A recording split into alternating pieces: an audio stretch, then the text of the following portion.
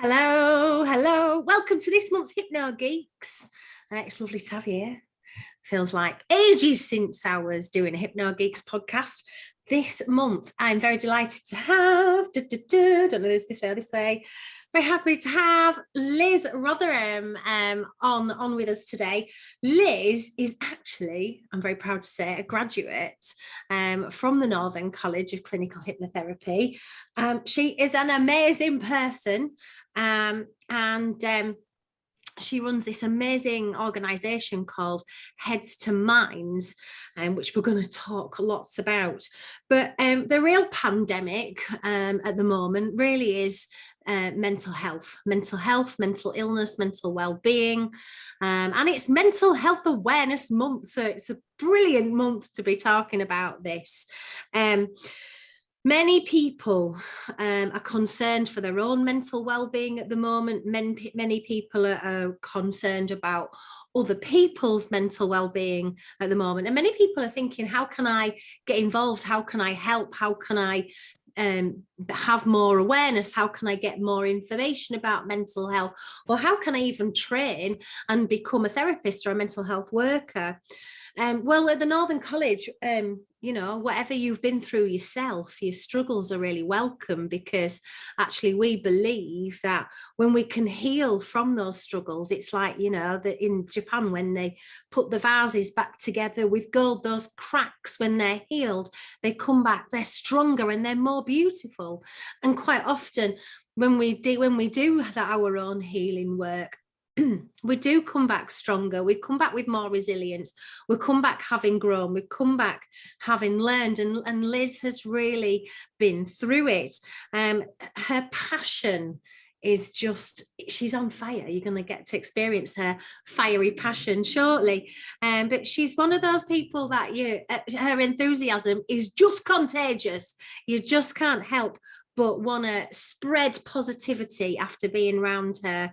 She's a clinical hypnotherapist. She's an angelic Reiki healer. She's a holistic therapist, a coach, who really wants to just bring more love, more peace, and more harmony to the world through some of these really amazingly powerful techniques. She is obviously a mental health first aid instructor, and I've got her on today because she is one of our continuing professional development providers. After we graduate as therapists, it is so important that we continue learning. I mean, we just learn more about the mind and the brain all the time. I'm always reading and going, oh, this is exciting. It's new and it's interesting. There's always new things to learn, but there's always new ways that we can improve our therapeutic practice. And I really believe that mental health first aid is one of those essential continuing professional development courses that all therapists should do. In fact, I think everybody on the planet should do some kind of mental health first aid training. But let me just introduce you to Liz. Liz, welcome to Hypno Geeks. Thank you for coming on the show today. Hello, Amanda. Nice to be on Hypno Geeks, is it? Hypno Geeks, because we're geeky about hypno. Oh. Love it. I love it. It's good to see you again, honey. Good to see I have missed you, because we had, obviously, I saw you monthly when we were doing, when you were training with us, and we had supervision, and we had so many really interesting talks about your own experience of life and what led you into sort of wanting to work in mental health, what led you towards sort of setting up Heads to Minds and the training that you provide. And of course, we talked a lot about hypnotherapy as well. But tell us a little bit about who you are, who is Heads to Minds, and what do you do? Okay, thank you. No pressure, by the way. No pressure. None at all. I'm only joking. Okay, so, oh my goodness, I think we all face challenges of some sort in our life, and it's just depends how you deal with it. So my diagnosis is bipolar, 2003. went through depression, clinical depression, literally, and then went the other end of the spectrum into psychosis. There's a lot of lack of education with regards to psychosis, hence why I do a lot of talks and things like that. There's a lot of fear about it, and I think that's one of Mm. the problems that we have with stigma is like, you know, I was saying to my mate, you can talk about your broken leg or your broken arm, but when you're talking about a negative experience that's kind of broken your head a little bit, we're not comfortable talking about it. And mental health is something that we should be engaged in every day of our lives, but mental illness is something that we should feel really comfortable talking about, and we don't, do we? No, I mean, it is scary, and you know, it took me years. Well, how many times have I been sectioned? Probably about 10 times. But I've done a lot of research. I have been through the depression. I know why I went through the depression, because I wanted to understand it. I wanted to understand the mind. And that's why your course was so good with hypnotherapy, because it's understanding the subconscious and how that works as well. So it all fitted in together, really. But, you know, I knew what the depression was, trauma, and not talking about it. So then it all came out like Hoover Dam at the age of 32, like literally. Whew, the mask came off and it all came out.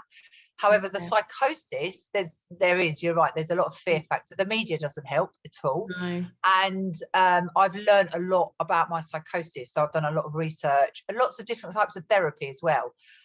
Counselling, talking therapy, CBT, but also wanting to train in it as well. So I got it from both sides, I suppose. Yeah. So I actually think that makes you really good at what you do, because you've been on both sides of it. You've been sort of quite poorly with it. You've been poorly to the point where you've been sectioned. You've also seen the impact it's had on friends and family and people around you. But you've also done the learning about it and the understanding of it and the academic side of it as well. And I think you pull those two together just beautifully in your training. Yeah, no, thank you, Amanda. I think training is so important if you want to become an effective therapist, because you have got the lived experience. So I have got that added benefit as well. But with the training, and especially what you've said, the continuous professional development as well, that is why I deliver the mental health first aid training, because it's always good to be able to spot the signs and symptoms for early intervention. Because if we do that as a mental health first aider, and especially for myself, when I was in psychosis, I did a scenario the other day, actually. I said to people exactly what you've just said, the physical side. I said, right, here we go. I'm going to give you 2 examples, and I want you to be really open and honest with me here.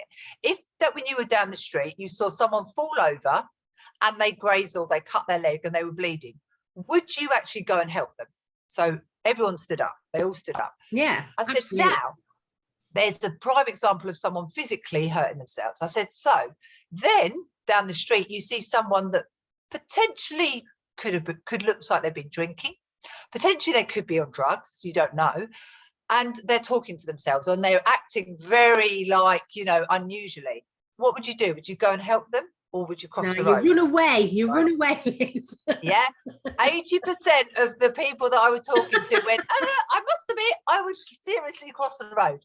Well, I said to them, thankfully, there was one person that didn't, because I was in psychosis. I wasn't drunk, I wasn't under drugs or anything. I was in psychosis and could have taken my own life not knowing about it. Yeah. And this is so important with mental health first aid, because if you have the ability and you're trained to spot signs and symptoms to early intervene, you could actually save someone's life. So important. And we go into a lot of depth about different mental health you know, conditions as well, or anxiety, self-harm, eating disorders, psychosis, schizophrenia, depression, suicide as well. In order to, I found that, because I'd done the training before, mental health first aid training, then I did the hypnotherapy, because I wanted to do the years course there, which was fantastic, by the way. It cemented and it helped with understanding how it all fits together, if that makes sense. Absolutely.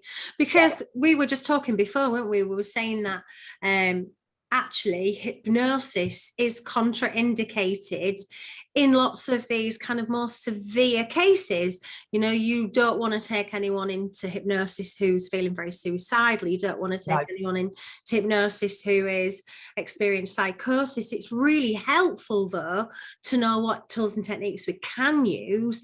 And it's really helpful to be able to spot it and know what to do and where to signpost people to.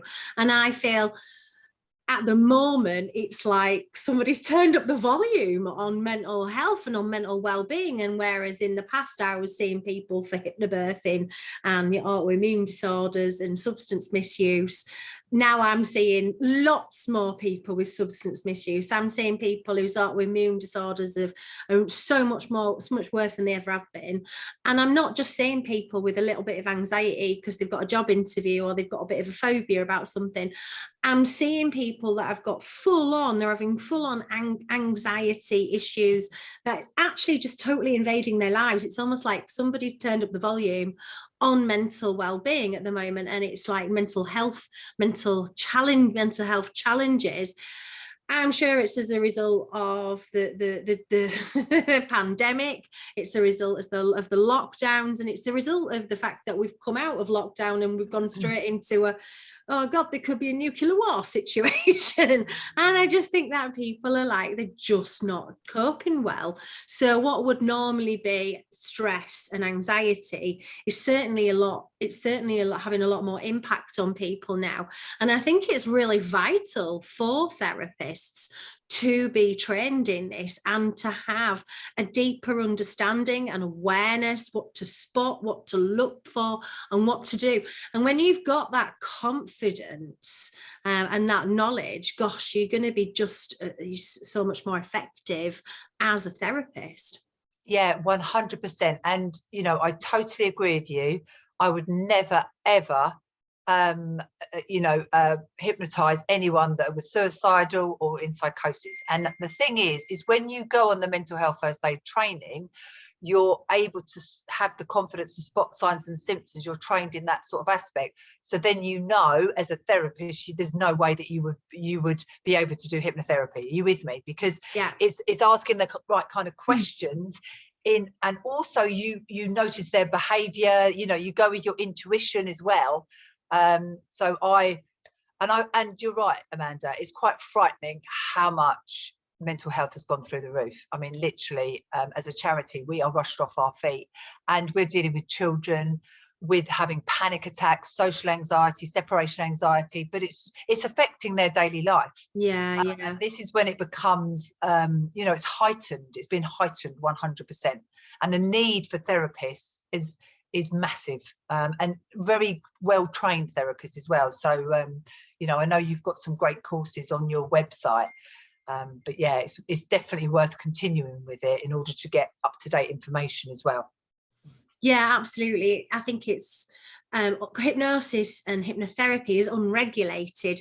We're very much multi-accredited with our diploma, our foundation and diploma in clinical hypnosis, but hypnosis as an industry is quite unregulated, so it means that nobody or not very many people are going to actually check up to see what you're doing.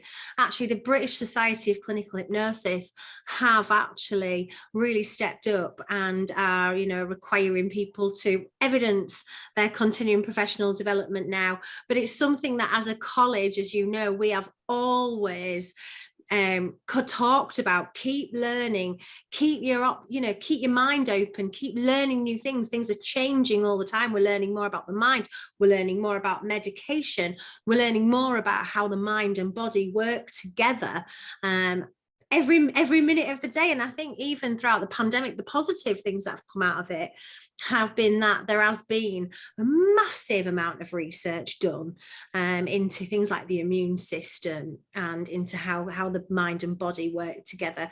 And it's brought together some amazing science minds, and there's been some real positives that have come out of it as well. But absolutely, if you are looking to grow your practice, to be more confident in spotting those red flags, and being able to support people in the right way, mental health first aid is definitely something that I would massively recommend. And you can find the Heads to Minds website via the Northern College of Clinical Hypnotherapy website.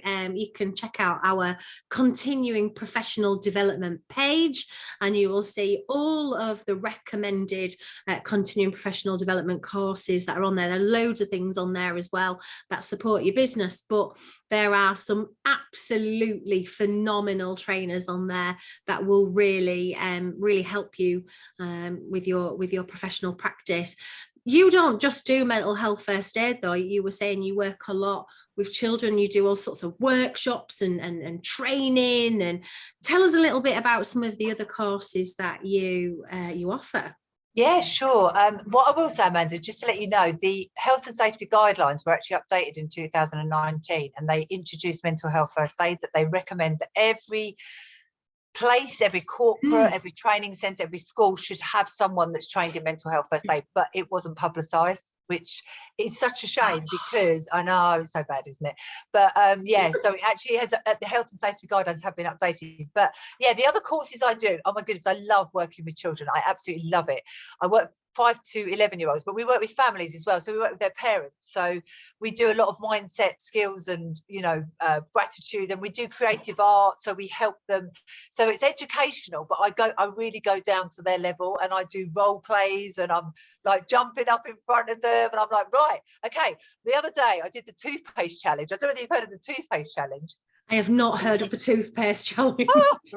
Right, okay, so it's all about communication and language, and you know, if we haven't got anything nice to say, why say it at all? So I said to the children, it's very, when I do it with adults, it's quite interesting. They were going, well, you can't do it, you can't do it. But children, like, they question it. Well, what about this? So basically, you get a toothpaste or a little bit of toothpaste, and you say, right, the challenge is I'm going to squeeze all the toothpaste out.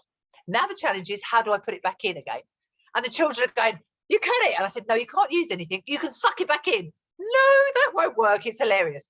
And the reason I do that analogy, and I do like using analogies because it does sink in when you do workshops and training, is that it's the whole point. Language and communication really matters.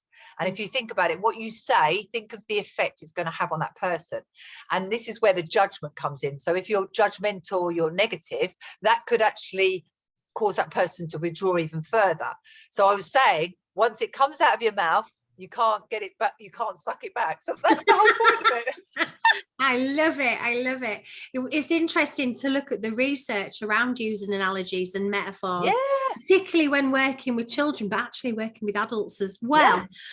Quite often when you're given instructions on what to do or how to be, you kind of like, it goes one in ear and out the other, you don't always take it in. But when it's presented in a metaphor or it's presented as an analogy, you go, oh yeah, and you really take it on board, and you really learn it, and you assimilate it, and you apply it with so much ease. So I love how you're using metaphor, you know. Oh, I love it. And working with such a massive audience. Liz, your enthusiasm is pouring through the screen at me. I love it.